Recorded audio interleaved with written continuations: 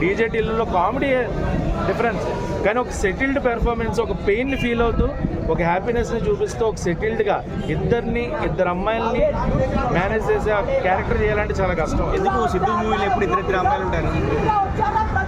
ఆయనకి అది నచ్చుతుందేమో, ఆయన వర్కౌట్ అయింది కాబట్టి మేబీ అది వర్కౌట్ అయ్యి ఉండొచ్చు. ఇద్దరు అమ్మాయిలు ఉండొచ్చు, ముగ్గురు అమ్మాయిలు ఉండొచ్చు, 5 అమ్మాయిలు ఉండొచ్చు. ఎవ్రీ మూవీలో దాదాపు 2 అమ్మాయిలు ఉంటారు కదా. ఏమన్నా ఆయనకు వర్కౌట్ అయింది కదా. స్టోరీ పరంగా ఎట్లా ఉంది?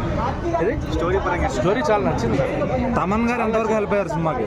బ్యాక్గ్రౌండ్ సెకండ్ హాఫ్లో ఎమోషనల్ సీన్స్కి వచ్చే బ్యాక్గ్రౌండ్ మ్యూజిక్, తమనన్న ఎప్పుడు కూడా ఆయన గురించి మనం వేరే మాట్లాడక్కర్లేదు. ఆయన ఏం దాకా కొడతాడు అనేది నాకు క్వశ్చన్ మార్క్. రేటింగ్ ఎప్పటికైనా సినిమా రేటింగ్ అంటే 5కి 3 హిట్ సినిమా తెలుసు కదా. Is a good love drama and family drama.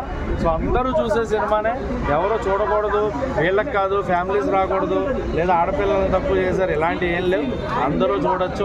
Lady director కదా, ఆవిడ ఎలా హ్యాండిల్ చేశారు? ఆవిడ ఫస్ట్ టైం కదా డైరెక్షన్, చాలా బాగా హ్యాండిల్ చేశారు. నాకు డైరెక్షన్ చాలా బాగా నచ్చింది. నీరజ కోన గారు హ్యాస్ బ్రైట్ ఫ్యూచర్. నాకు తెలిసి ఫీమేల్ డైరెక్టర్స్లో she will be some other space. అక్కడ ఒక అర్జున్ రెడ్డి డైరెక్టర్ మనకి ఎలా అయితే సందీప్ రెడ్డి వంక గారు, అలా ఫీమేల్స్లో ఈవిడ ఆ స్టేజ్కి వెళ్ళే అవకాశాలు అయితే గట్టిగా ఉన్నాయి. హర్ష కామెడీ లేదు, కామెడీ ఎక్స్పెక్ట్ లేదు, బట్ వైవా హర్షకి అండ్ ఈయనకి సిద్ధు గారికి మధ్య వచ్చే డైలాగ్స్లో ఇంపాక్ట్ చాలా బాగుంటుంది. అంటే ఒక ఫన్ ఉంటుంది, ఆ ఫన్లో ఒక ఎమోషన్ ఉంటుంది. ఆ డైలాగ్స్ వాళ్ళిద్దరి మధ్యన వచ్చే కన్వర్సేషన్ చాలా బాగుంటుంది. Out of 5 rating 3.